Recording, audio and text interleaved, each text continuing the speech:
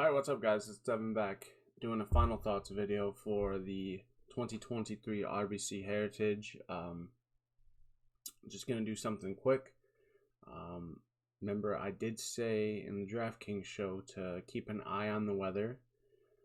And sure enough, the weather has changed quite a bit. And it does appear to me now that there will be a wave advantage, and I think that's going to be AM PM. And you can see here on Thursday, everybody's going to be exposed to wind, but these AM tee times are going to be a little less sustained winds, and the gusts aren't going to be as bad. We can see the gusts getting up to 20 miles per hour later in the afternoon. And then if you look at Friday, there's some rain expected overnight, and then it to continue to drizzle on Friday. But as you can see on Friday morning, the gusts could be a little bit more with a little bit more rain. And so if we see this, guys playing slower, or for whatever reason, there's a delay in the morning, you could see these guys in the afternoon getting the rest of their rounds finished Saturday morning. And if you look at Saturday morning, it actually is really suitable. Only 3 mile per hour winds expected, between 5 and 11 a.m. So if those guys, those AM PM guys, if they have to finish Saturday morning, they're going to be in ideal conditions. The course probably still be a little soft from the day before. So I think there is a slight advantage to the guys that are AM PM wave. Most of your studs are in the PM, and I will say, if you're looking at a stud that's in the PM like Jon Rahm or Scotty Scheffler, play them. Those guys the conditions don't really mess with them that much. Those guys can get out and still put up decent rounds in conditions like that. So I wouldn't be too worried about that. I mean, look at Jon Rahm wasn't in the best of conditions last week, and he still won the Masters. So if you're looking at studs, and we can look at the tee times over here you got like Jon Rahm, Scotty Scheffler, Jordan Spieth, Patrick Cantlay, Collin Morikawa. All those guys are in the afternoon wave on Thursday. Cam Young is, Tony Finau is, Sung Jae Im, Tom Kim, just some of the notables that are going to be in the afternoon wave. I would say like guys like Jon Rahm, Scotty Scheffler, Spieth, Cantlay, you don't really have to worry about the wind. They'll probably still get it done. A guy I do worry about in the wind though is Collin Morikawa. I'm probably gonna stay away from him. And considering he is expected to be at an ownership of 18%, possibly 20%, I'm just gonna stay away from that. Some other ownership numbers that I'm going to be staying away from, Justin Thomas at 15. I wouldn't be surprised if that's higher than that, because we haven't seen him at this price point in a really long time. So I would expect that to probably be higher. Hey, what have I been doing? I've been fading Justin Thomas, and it's been working. So I will be staying away from him. I think I will be playing some of my lineups with the AM PM wave, and then a few of them that are just guys that I like in both waves.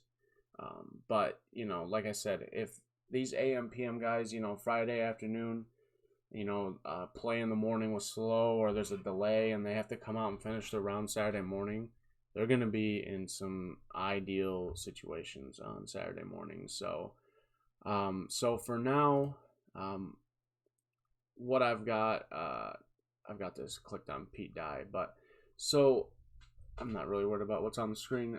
So I wrote down, a lot of the AM guys that I like. So you've got Shane Lowry, Tyrrell Hatton, Victor Hovland, Matt Fitzpatrick, Xander Schauffele, Chris Kirk, Sam Burns, Max Homa, Matt Kuchar, Siwoo Kim, Tom Hoagie, Seamus Power, Cam Davis, Ben Martin, and Kurt Kitayama, all in the AM wave.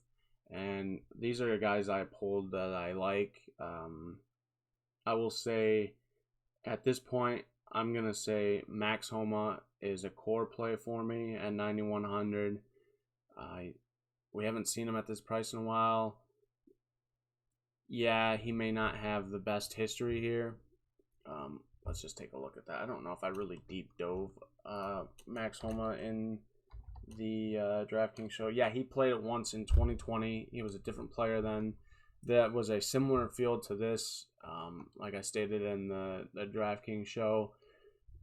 This was the second event out of the COVID hiatus, and everybody was playing the events right out of the COVID hiatus, and it was like an elevated event field. Everybody was there, and Max Homa finished 41st. Max Homa was not the player in 2020 that he is now. So I think the poor performance at the Masters, where he generally just does not do well, could steer some people away. But he was one of the leaders in approach. If you look at Data Golf, strokes gained approach, he was one of the leaders. And he's been doing it, and the players, he's had success at the Players, which is kind of a comp course to here. So, and these approach numbers that he's had, over the last, 6 months have been great. He's a great around the green player. His putter can pop. So I really like Max Homa this week. I like that he's in the AM wave. I like his price. I like his ownership. I like everything about Max Homa. So Max Homa is going to be a core play for me. The next guy that is going to be a core play for me is Shane Lowry. He's got the morning tee time. He's great on Pete Dye courses. He's great at this course. Looking, back at, and he's been playing decently. A 35th at the Players. He got 16th at the Masters, 5th at Honda, 14th at Genesis. So, and then looking at his Heritage history, yeah, he's played well here. Should have won last year, chipped it into the water in the back nine, coming home and threw it away. Third last year, 9th in 2021, missed the cut in 2020, third in 2019, and a 44th in 2017. So he's going to be a popular play. He's chalk I'm eating this week. So I'm playing Shane Lowry, and I'm not looking back at that price. 8,300, morning tee time. Great history, great Pete Dye player. Gonna be good if conditions get bad, if he's in some bad conditions. So I'm in on Shane Lowry. The next guy that is gonna be a core play for me, he's gonna be another popular option, but I'm playing it. Matt Kuchar at 7,700. He's had some great performances recently. Didn't play at the Masters last week, so he might be little rested up. He's coming off a third place finish at the Valero, where he had a great course history at. An 8th place at Genesis, missed the cut at Hana, missed the cut at the Players. Not too worried about that. I've realized, you play Matt Kuchar at these courses he's good at. He's the first time he played it in 2003, he missed the cut. And since then, he hasn't missed a cut at Heritage since 2004. And he's a past champion. I mean, look what he's done in the last 9 years. 2014, first. 2015, fifth. 2016 9th, 2017 11th, 2018 23rd, 2019 2nd, 2020 in that star-studded field 41st, 2021 18th, and 2022 3rd. Yes, the field is a lot stronger than probably he's seen here, in the years prior, except for 2020. But I'm not making the mistake. He's got things I like. He's got the morning tee time. He's got a great course history. He's playing decently recently, and I'm not going to miss out. I also have a first-round leader bet on Matt Kuchar, and I have a first-round leader bet on Shane Lowry as well. So those are my 2 first-round leader bets this week. Oops, I did not mean to do that. Yeah, I'm just playing them, and that's it. I'm eating that chalk. The last guy that is going to be a core play for me, he's going to be a pivot. I talked about JT Poston a lot in the Draftkings show. JT Poston's got an afternoon tee time. Yes, he has a great course history here. Hard to deny that, but I just don't like that he's got the afternoon tee time.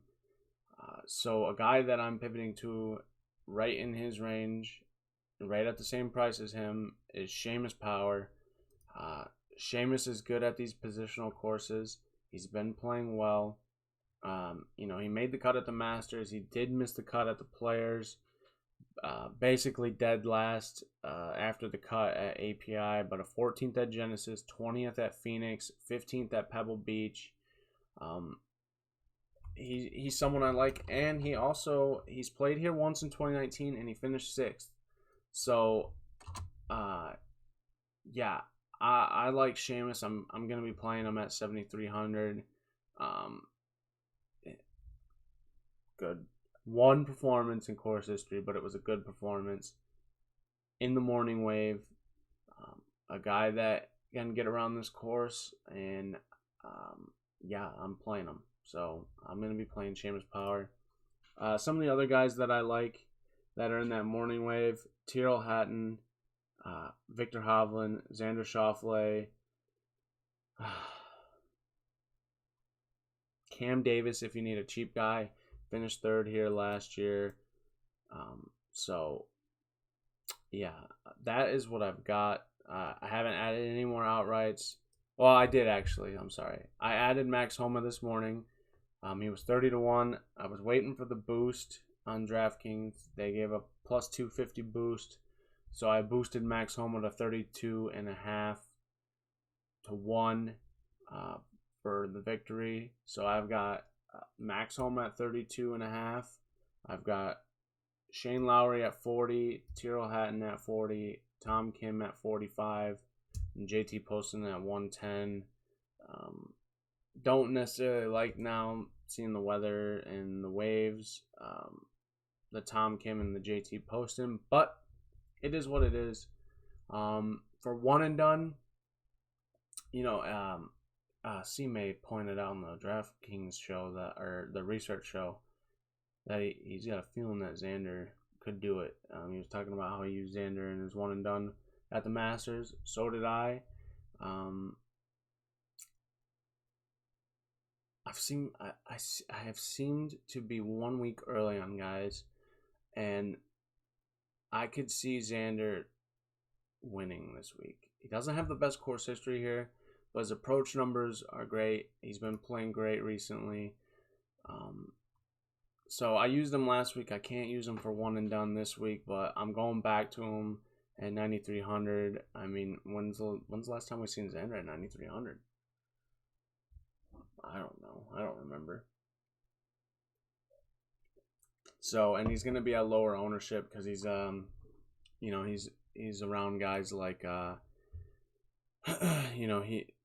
he's right by Justin Thomas and Sung J M, and then right above him he's got Cam Young, Victor Hovland, Colin Morikawa, Patrick Cantlay. So yeah, I'm gonna be going back to Xander.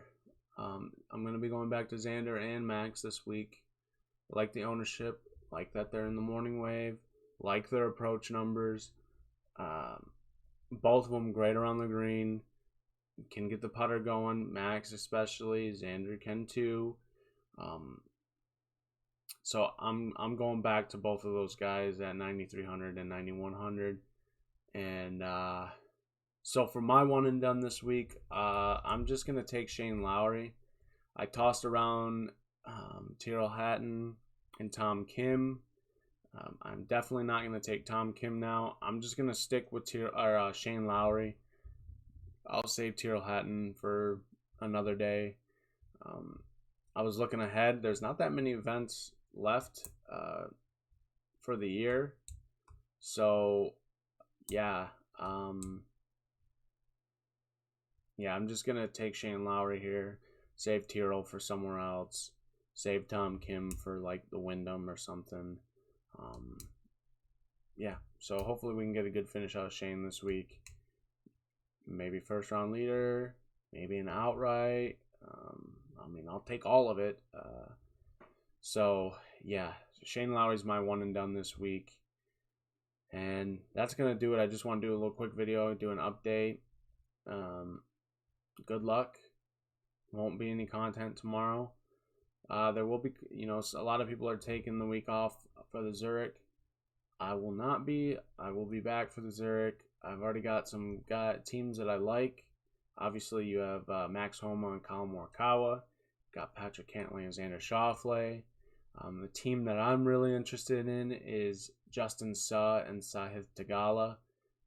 Very interested to see what their odds are going to be. And then another one that was kind of interesting to me that got announced today was Harris English and Tom Hoagie. So hopefully we get some. And you got Sam Burns and Billy Horschel. They play together every year. So yeah, hopefully there will be content next week for Zurich. And yeah, that's that. That's what we got. So good luck, everybody. Hopefully you see this before lock, and maybe it'll help you make some changes. Like I said, if you got one of these studs at the top, excluding Colin, and if you feel a certain way about Colin, play him. I just, when it gets windy, we seen it with him just last week when it got windy. He's proven time and time again when it gets windy and he's playing in wind, he just seems to crumble. So, but if you're gonna play John Rahm, you're gonna play Scotty Scheffler, Spieth, Cantlay, play him. Who cares if they're in the opposite, the bad wave? It's weather; it can change. Delays can make that change. So, play those guys. If you're making a decision between a guy in the lower 7K range, a guy that's in the morning wave, and a guy that's in the PM wave, maybe you go with the AM wave just to be a little bit safer. So that's what I got this week. I'll see you guys on Sunday night for the Zurich Classic research show. And hey, that's it. Let's go make another profitable week. I'll see you later.